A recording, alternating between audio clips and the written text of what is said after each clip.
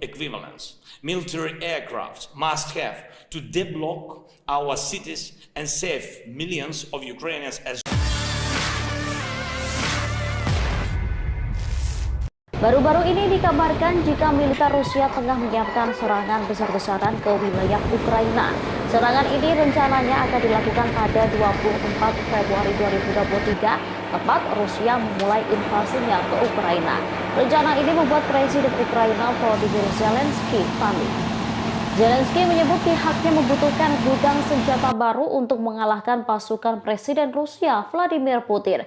Dirinya pun telah berulang kali meminta lebih banyak senjata untuk memperkuat pasukannya.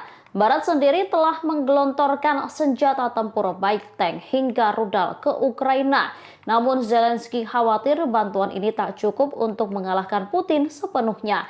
Mereka memperkirakan militernya membutuhkan ratusan hingga ribuan senjata tempur seperti 500 tank, 200 pesawat tempur, 1000 artileri, 1000 drone, dan 300 peluncur rudal. Kini dikabarkan Barat akan mengirimkan sekitar 321 tank ke Ukraina.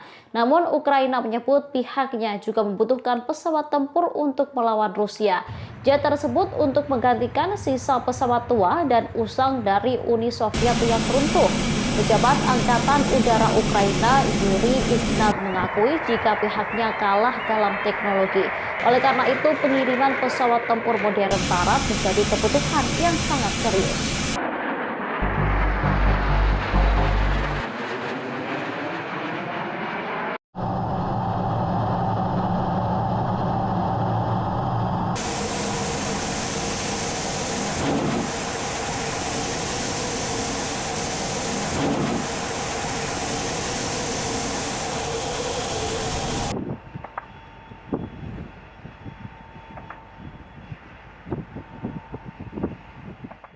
Terima kasih sudah nonton.